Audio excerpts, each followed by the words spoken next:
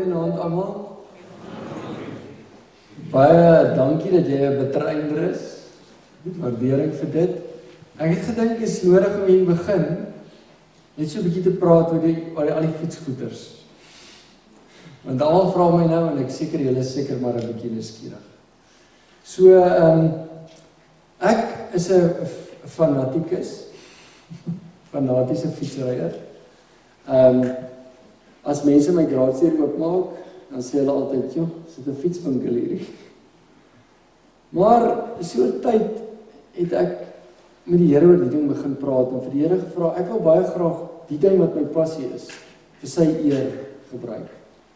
En toe het ek 10 jaar terug 'n fietstoer gedoen van Pretoria af Mosselbaai toe, oor 5 dae. En ons het die skoene fietstoer genoem, en ons het langs die pad skoene vir mense uitgedeel, wat nou armes en so, ons het elke dorp mense gesoek, en ons het geld ingesamel vir sending. En so het die ding al hoe groter en groter geword, en van daar af het ek dit elke jaar gedoen. Ek het al van Pretoria af Mosselbaai toe gery, ek het so oor die land gery, van Paternoster tot in Port Shepstone, ek het van Thabazimbi tot in Mosselbaai gery, ek het van Clarence tot in Mosselbaai gery, ek het een keer oor see gaan ry in Spanje, ek het die Cape Epic gery, ek het die Otter wandelpad, wat 'n 5-dag staproete is, in 1 dag gedraf. Alles om geld om te samel vir sending ensovoorts. Maar hierdie jaar, omdat ons laas jaar het ons bazaar swaar getrek, en ons met COVID, ek seker dieselfde by julle ook. Daar's 'n boer in die Kalahari. Dis 'n ware verhaal hierdie. Hy het my 10 jaar terug gebel, toe hy aangekom het en hy het gesê, "Dominee, die Here het vir ons 150 mm reën gegee en jy moet jou 150 skape kom haal." En toe ry ons op met bakkies en dan gaan alles 150 skape, hy gee dit vir ons gratis en verniet. En dan verkoop ons dit in die gemeente. En jy dink. En toe nou hierdie jaar, toe dinge ook daar by hom 'n bietjie swaar begin trek. En ons betaal nou 'n klein bedragie vir die skape. En ons moet 15 beeste hê om ons bazaar te doen. En toe dink ons daar, nou miskien moet ek met my fiets op ry Kalahari toe. Dis 1000 km.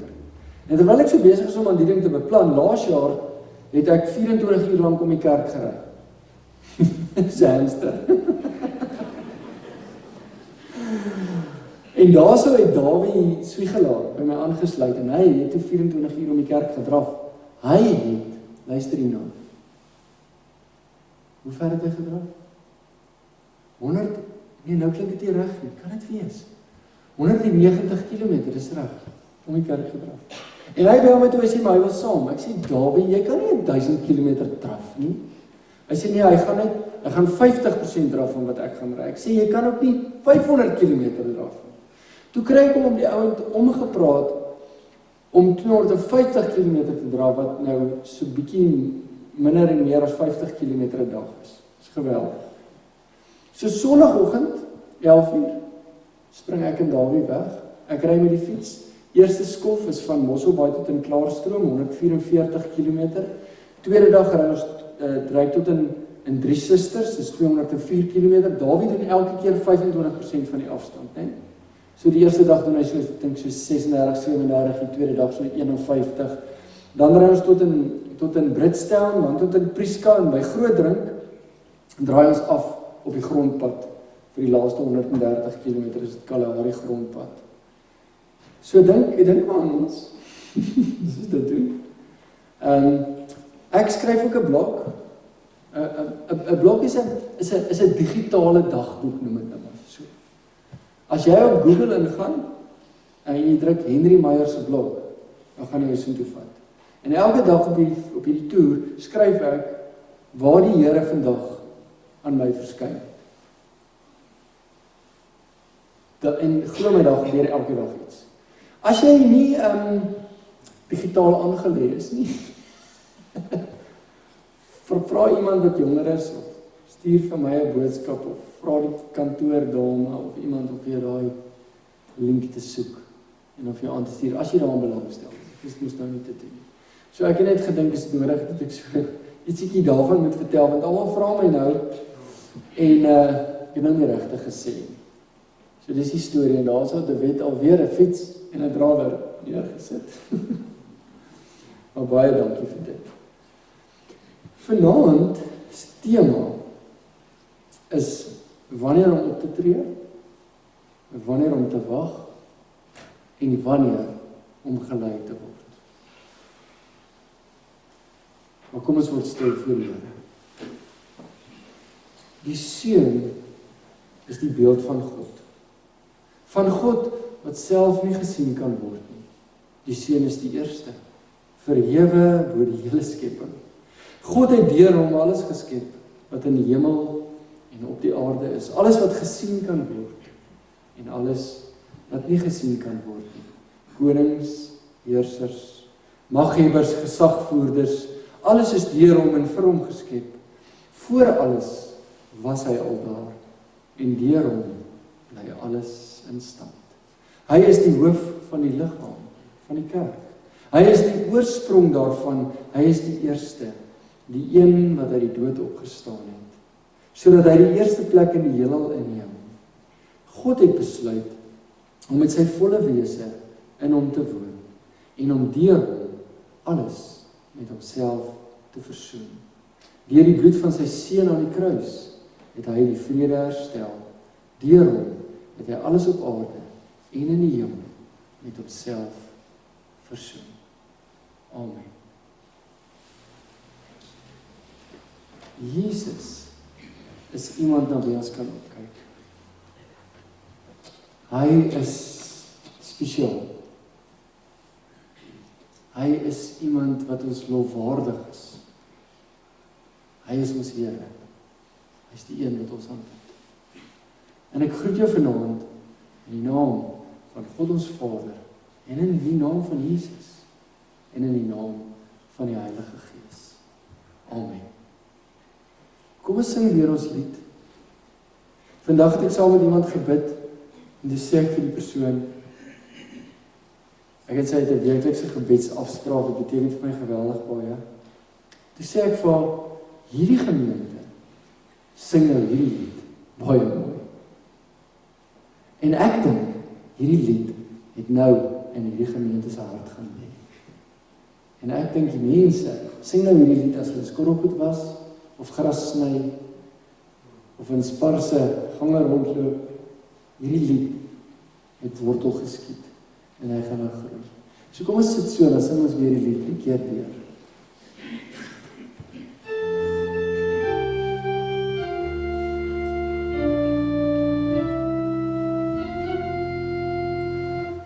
Waar daar liefde is en liefde is, waar daar liefde is, daar is God die Heer.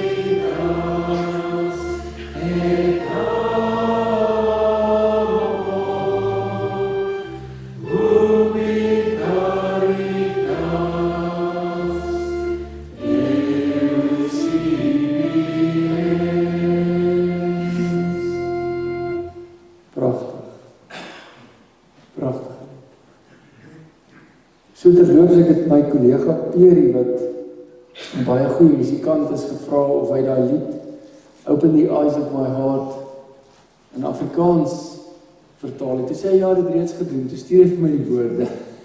Maar ek het nou nie my foon by my nie, nou kan ek dit nie vir julle lees nie, maar dit is baie mooi, die Afrikaanse woorde. Is regtig iets besonders. Dit wil die eerste skuifie asseblief. Elke ding het sy vaste tyd. Elke ding in hierdie wêreld het sy tyd. Daar's 'n tyd om op te tree, daar's 'n tyd om te wag, en daar's 'n tyd om gelei te word. Daar's 'n tyd om op te tree, daar's 'n tyd om te wag, en daar's 'n tyd om gelei te word. Maar ons moet hierdie dinge verstaan. Ons moet verstaan wat dit beteken om te wag. Ons moet verstaan wat dit beteken om op te tree. En ons moet verstaan wat dit beteken om gelei te word. Onderskeiding, die tema waaroor ons hierdie week gepraat het, sy doel is eintlik om ons tot aksie te laat oorgaan. Daar's 'n tyd om by Jesus se voete te wees. Maar daar's ook 'n tyd om op te tree.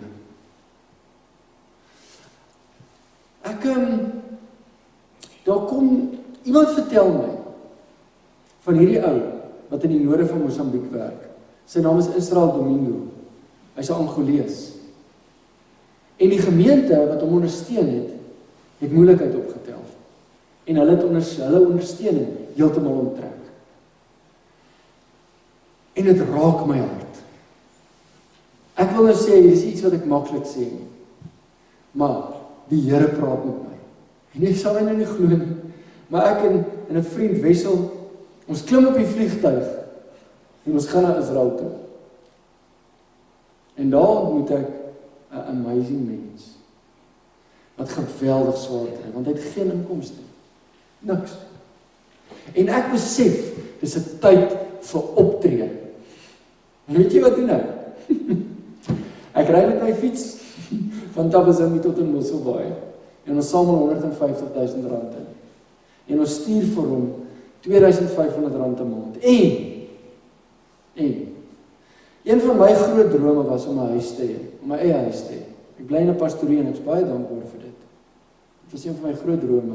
Ek het vir die Here gevra, Here, mag ek, as ek 50 word, self 'n huis kan koop. Maar toe ek daar in Chimoio kom, toe het Israel nie 'n huis nie. Toe praat die Here weer met my. Kom ons bou vir Israel 'n huis. En met daai R150,000 het ons gehelp. Ander mense het ook gehelp. Maar Israel het nou 'n huis waarin hy bly. Die huis is nog so 'n bietjie moeg getrof, maar hy is daar. Hy bly in huis. En weet jy wat? Vandag, op hierdie dag, wat is die datum vandag? 19 Mei, Woensdag 19 Mei, het my registrasie deurgegaan en is my huis op my naam geregistreer. September word ek 50. God, so God wat drome waar maak. En daar was 'n tyd om op te tree. En die Here het dit net geseën, net so geloop. Om op te tree is gewortel in dankbaarheid. Want ek het na Israel gekyk en ek het gesê, wat maak Israel anders as ek? Ek is in die bediening, hy is in die bediening. Hy doen baie meer as ek, sy opofferings is baie groter. Ek is so dankbaar vir alles wat die Here vir my gee. Ons moet hierdie ou help. En die Here het ons gehelp. En ek wil so graag hê, ek wil vir Israel invlieg Suid-Afrika toe. Ek en hy het nou groot vriende geword. Dis 'n geweldige intelligente ou. Hy sing ook baie mooi. En ek wil hom in Suid-Afrika toe bring en ek wil hom na gemeentes toe vat en ek wil vir die gemeente sê, help, ondersteun hierdie ou, bid vir hom. Help hom sy las te dra. En geef hom 'n klein bedragie geld. Nie eers baie te wees nie. R500 is wat ek gaan vra. Sodat mense ook sy seën en sy bediening kan beleef. Maar daar's ook 'n tyd om te wag. En om te wag is goed. In die Bybel is daar aktiewe wag. Nou in hierdie wêreld waarin ons leef, is wag nie goed nie. Vir die meeste van ons is wag 'n mors van tyd. Dis wat die wêreld sê, as jy wag, dan mors jy tyd. Maar as ons 'n disipel van die Here is, dan leer ons wat is aktiewe wag. Aktiewe wag is om te wag vir iets wat reeds gebeur het. Ek gaan nou verder daarop ingaan. Om te wag is om teenwoordig te wees in die hede. Om te wag is harde werk. Die kerkjaar leer ons baie van wag. Adventtyd. Ons wag vir die geboorte van Jesus. Lydenstyd. Ons wag vir sy kruisiging. Paastyd. Ons wag vir Jesus wat terugkom. Ons wag, maar ons weet reeds wat die beloftes is. Dis 'n aktiewe wag. Om te wag beteken om nou hier aandag te gee. Om te wag beteken om met jou oë op Jesus te wag. Om te wag is die teenoorgestelde van om bekommerd te wees oor die toekoms. Om so op die Here te fokus en om te wag, trek jou aandag weg van die toekoms waar jy so bekommerd is. Wat bekommer julle so oor môre? Here, mag ek myself ophou bekommer oor môre? Kyk na die lelies van die veld. Here, mag ek soos die lelies van die veld wees. Hulle worry nie oor môre nie.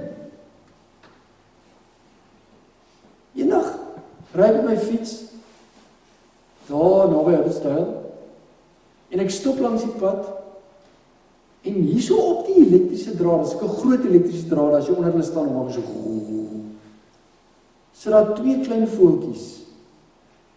En my seun is by my, sy naam is Lamar. Ek sê, Lamar, kom kyk hierso. Kyk die 2 voeltjies. En toe ons mooi kyk, so 2 mossies. En toe sê ek vir hom, "Haai my seun, ek wonder of Jesus nie vir ons iets wil sê nie. Kyk na die mossies. 2 van hulle is vir 2 of 3 sent te koop. Ek sorg baie beter vir julle. Om te wag is om in die Here te wag. Kom ek probeer vir jou 'n voorbeeld gee. Sagaria en Elisabeth het 'n belofte gekry en hulle het gewag. Maria het 'n belofte gekry en sy het gewag, maar ek wil vir jou hierdie verhaal lees in Lukas 2 vers 36. Daar was ook 'n profetes, Anna, 'n dogter van Fanuel uit die stam Aser. Sy was al baie oud. As jongvrou was sy 7 jaar getroud. En na haar man se dood het sy weduwee gebly. Sy was nou al 84 jaar oud. Sy het nie van die tempel af weggebly nie. En het God dag en nag gedien deur te vas en te bid. Juis op daardie oomblik het sy nader gekom en God gedank oor die kindjie en oor die kindjie gepraat met almal wat na die verlossing van Jerusalem uitgesien het. Sien jy wat doen Anna? Sy wag, sy gaan elke dag tempel toe, sy is 'n weduwee, sy bid, maar sy weet reeds dat die Messias op pad is. En omdat sy daarso in die Here wag en tyd saam met die Here spandeer, weet sy baie goed dat Jesus die Messias is. Sy wag aktief in die Here. Hierdie geestelike wag is nie soos die wag wat ons ken, soos om vir die bus te wag, of om te wag vir die son om onder te gaan, of om te wag dat die reën ophou val nie. Hierdie wag is 'n ander tipe wag. Dis 'n geduldige wag. Om aktief in die Here die een te vind vir wie jy in die toekoms wag. Die woord geduld, patience, kom van die Latynse woord patior af. En patior beteken om te ly, om swaar te kry. So as ons wag, dan ly ons. Ons kry swaar.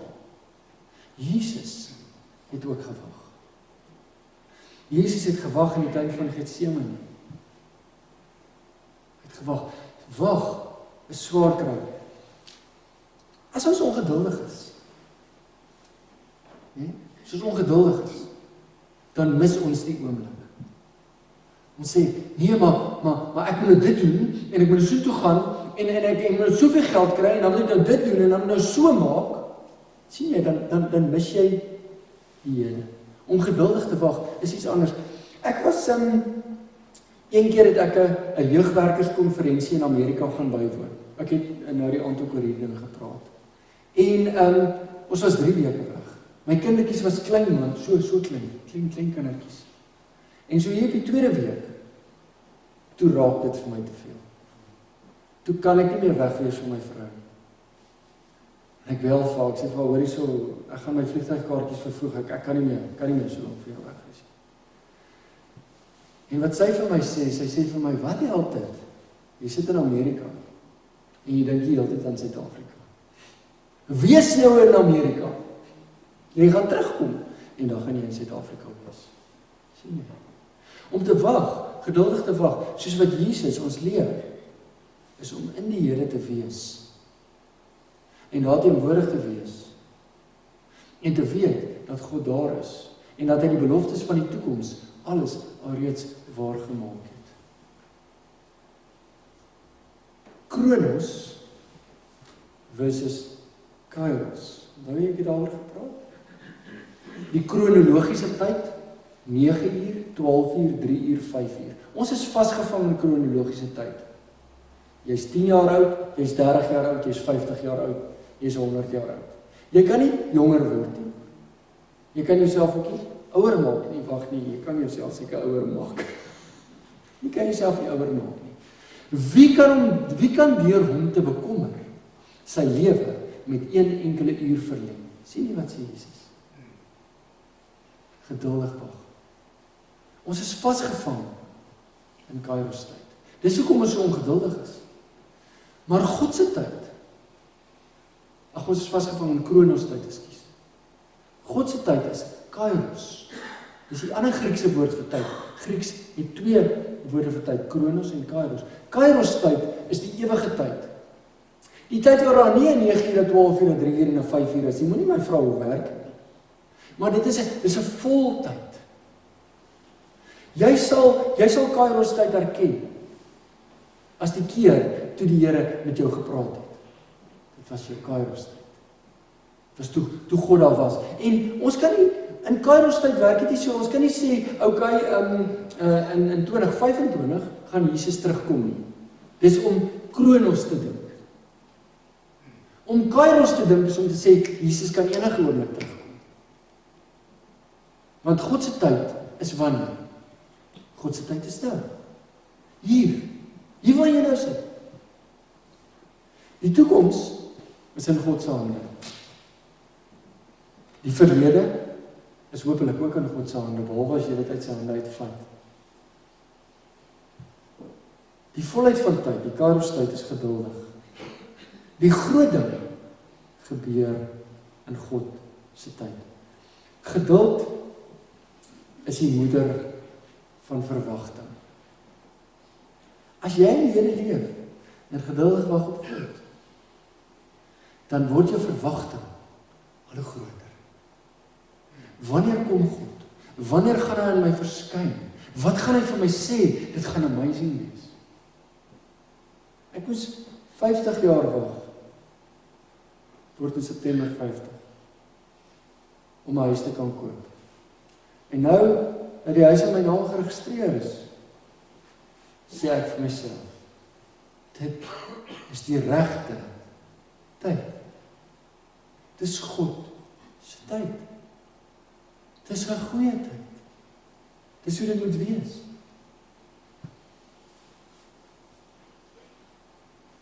Om op te tree, om te wag, om gelei te word. Jesus praat met Petrus. En ek weet dit nie so. Jesus praat met Petrus, dit verseker ek jou, as jy jonger was, het jy self jou klere vasgemaak en gegaan waar jy wil.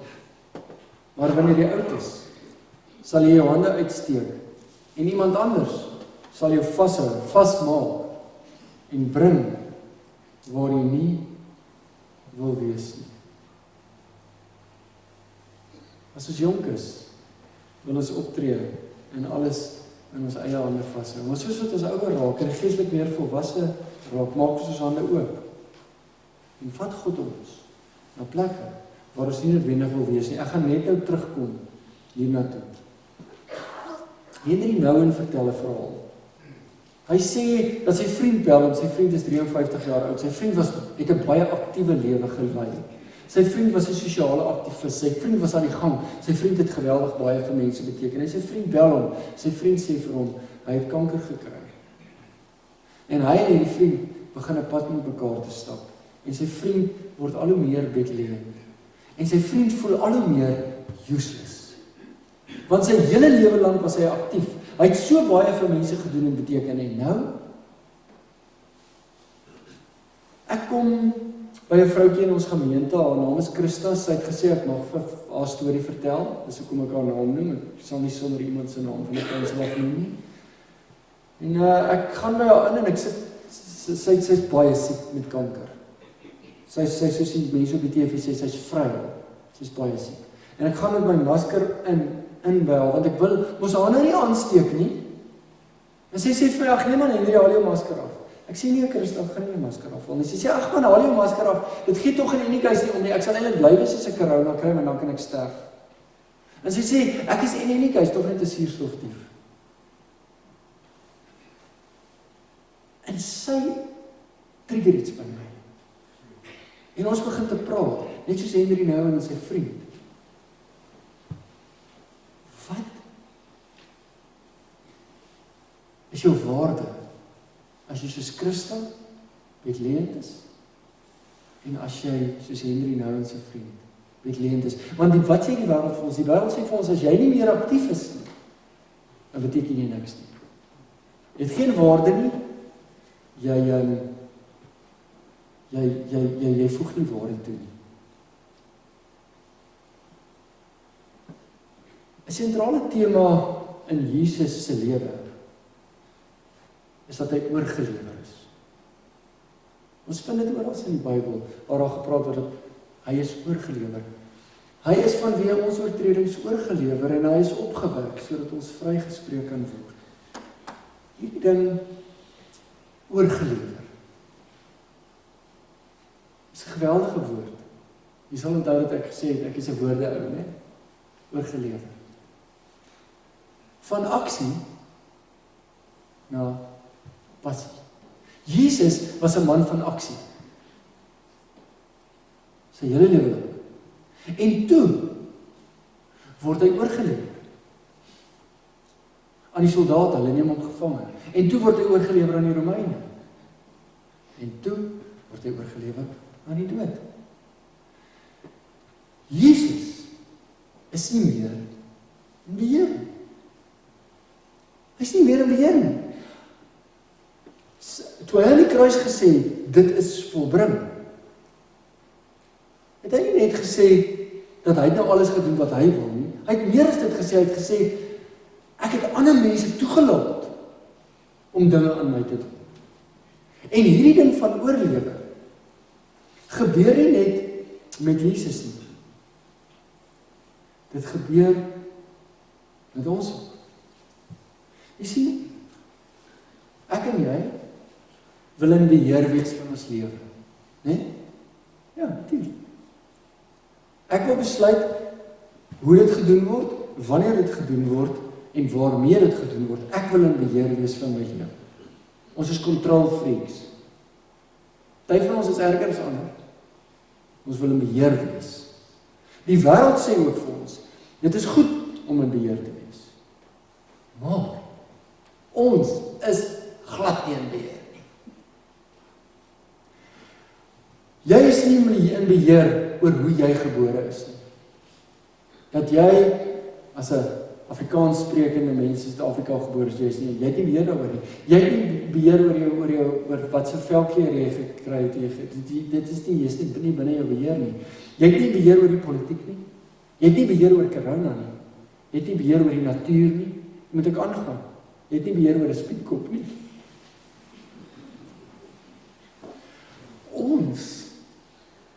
nie in beheer nie.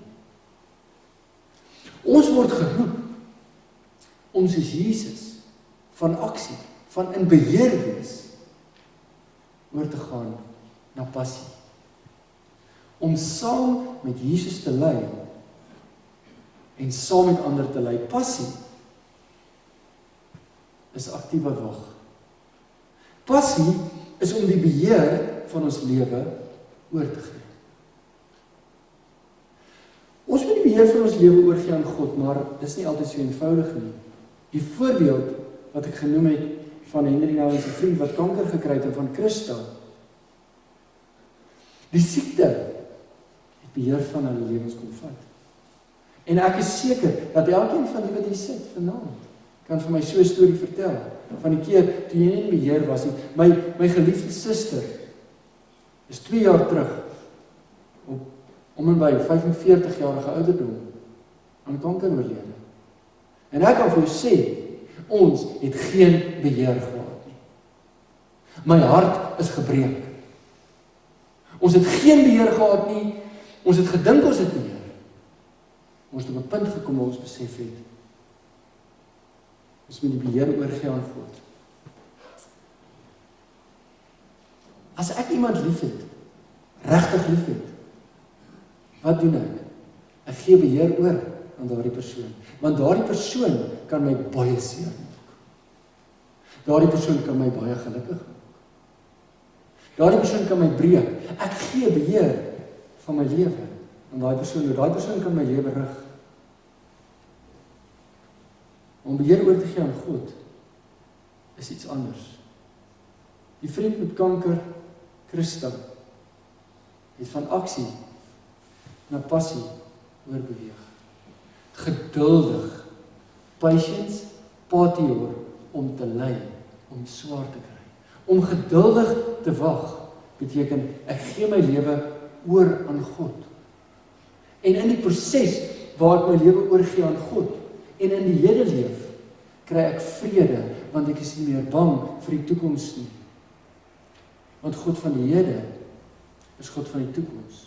En God van die hede is God van die toekoms en die verlede. En hoe werk dit by God? By God is dit kairos, dit is vol. Terug na Petrus toe. Dit verseker ek jou, toe jy jonger was, dat jy self het lere vasgemaak en gegaan waar jy wil. Maar wanneer jy oud is, sal jy jou hande uitsteek en iemand anders sal jou vasmaak en jou bring waar jy nie wil wees nie. Kyk wat sê Jesus vir Petrus, Jesus draai dit om.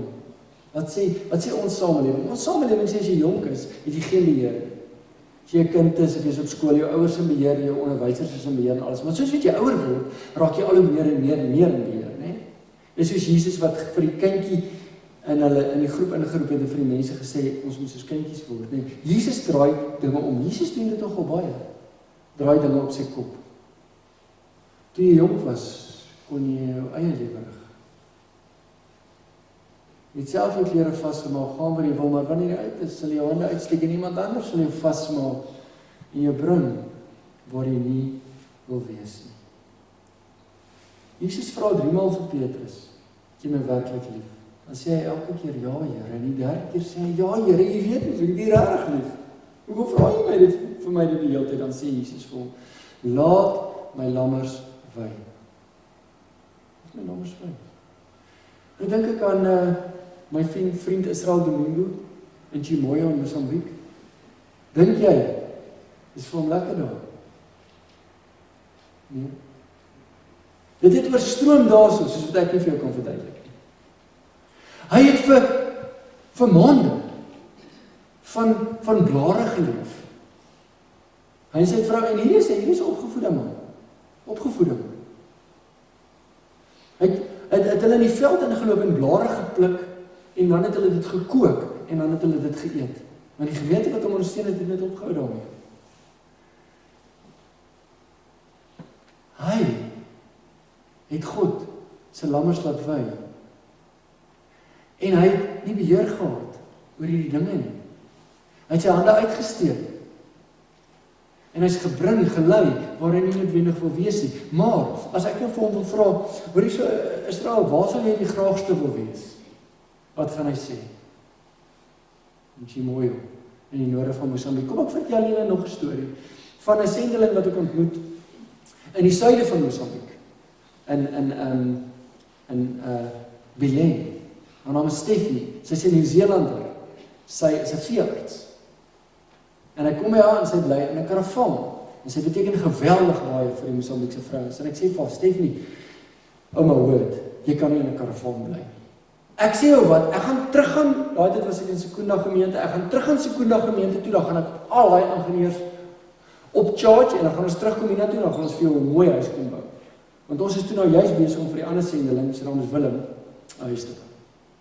En sy kyk my, sy sê maar, hoe is jy dit wil doen? Sê ek man, met jy bly in 'n karavaan, en sy kyk die karavaan so, sy sê, nee, sy het daar nog nooit so daaraan gedink nie. Sy sê nie, maar baie dankie, en sy wil nie eintlik 'n huis nie. Ek sê vir haar, nou wat wil jy? Sy sê nie, ag niks nie. En die volgende dag kom sy na my toe, sy sê vir my, weet jy wat, jy het my nou gevra wat wil jy hê, en ek het toe nou aan iets gedink. Ek sê, wat is dit? Sy sê, ek het my ouers 9 of 10 jaar laas gesien. Ek wil so graag my ouers in Nieu-Seeland sien. Ek gaan terug Sekunda toe, ek staan een oggend voor in die kerk en vertel die storie. Daai Sondag kom al die geld vir die vliegtuigkaartjie in soontoe en terug, en Stephanie het by haar ouers gaan kuier. Sy het beheer van haar lewe oorgegee aan God. Sy het geduldig gewag. Aardse goed was vir haar so onbelangrik, sy het eers besef sy het nie 'n karavaan nie. En ek kan dieselfde ding van Israel vertel.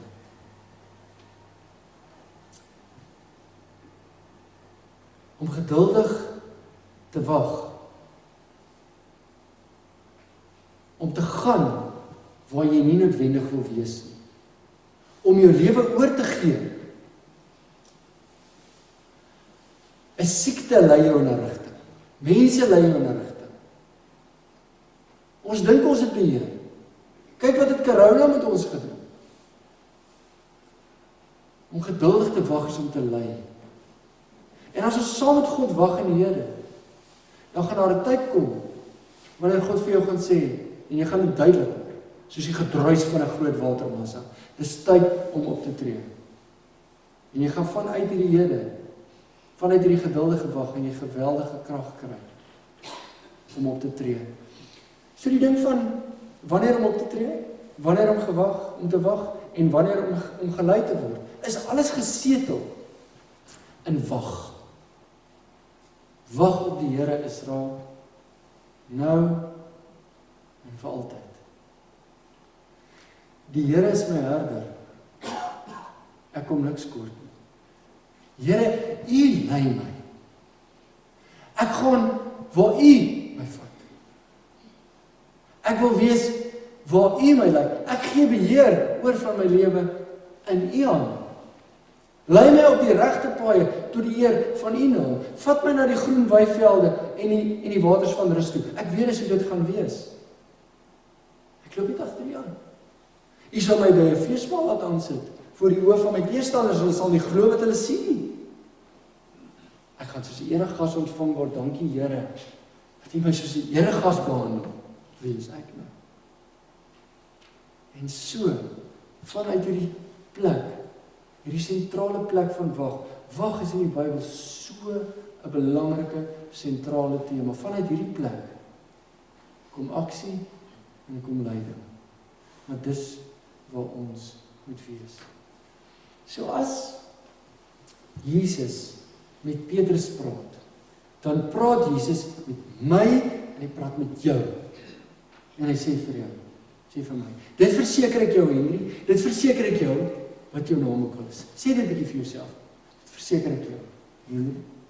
Toe jy jonger was, het jy self jou klere vasgemaak en gaan waar jy wil. Maar wanneer jy oud is, en dit is geestelike oudheid, nie? Geestelike volwassenheid, sal jy jou hande uitsteek en iemand anders sal jou vasmaak. Vir Jesus was die soldate wat hom kruis toe gevat het. Wat gaan dit vir my wees? En jou bring waar jy nie wil wees nie. En daar waar ek gaan wees, is 'n goeie plek. Is 'n nodige plek. Al is jy Bethlehem, wag jy op God. Dis 'n geweldige belofte. En terwyl jy daar lê, het jy alreeds iets daarvan. In die huis van my Vader is daar baie woonplek. Anders sou ek nie gesê het, ek gaan om vir julle plek gereed te maak nie, het Jesus gesê. Kom ons bid saam. Here, ons wil by U wag, aan die voete in die Here. Wys ons wanneer om tot aksie oor te gaan. Here, ons is oorgelewer aan hierdie wêreld. Ons is oorgelewer aan tyd. Ons is oorgelewer aan siekte. Ons is oorgelewer, Here. Maar ons is ook oorgelewer aan U. En U is net ongelooflik. Nee, gelooflik. Jesus, U wys vir ons dat toe U gewag het vir die kruis, het U met die Vader gepraat. En was dit 'n geweldige wag. U wys vir ons dat toe U aan die kruis gehang het, was dit 'n wag van lyding, 'n wag van swaar kry. Mense het dinge aan U gedoen, Here. Maar U was daar. Here, daar's 'n tyd om op te tree. Daar's 'n tyd om te wag. En daar's 'n tyd om gelei te word. Maar help vir ons, Here, om altyd gesetel te wees in U. Dankie vir U woord. En dankie dat U woord, Here, ons leer om te wag. Ons wag nou, Here, vir U om terug te kom. En U kan enige oomblik kom. En dis goed, Here. Ons lei, Here, hier op aarde. Maar ons weet, Here, U is by ons. En soveel van die beloftes is reeds vervul. Dankie, Jesus. Baie dankie. In U groot naam vra ek dit. Amen. Die lied waarmee ons vanaand gaan afsluit is Psalm 100. Dit is 'n pragtige lied. Kom ons staan en dan sing ons in lof van die Here saam.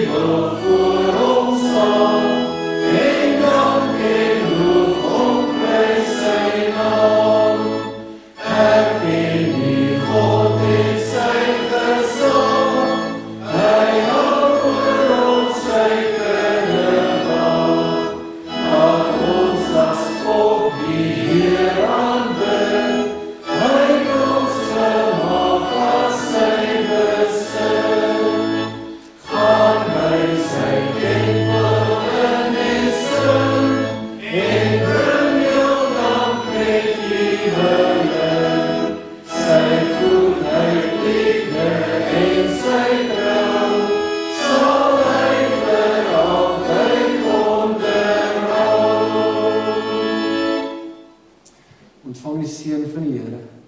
Die Here is voor jou om vir die pad te wys. Die Here is langs jou om jou hand te neem. Die Here is agter jou om die aanvalle van die bose af te weer. Hy is onder jou om jou te dra as jy mag val. Hy is rondom jou om jou te beskerm. Hy is ook binne in jou deur sy Heilige Gees wat in jou woon. So seën ons Hemelse Vader, Jesus Christus en die Heilige Gees jou van vandag af tot in alle ewigheid.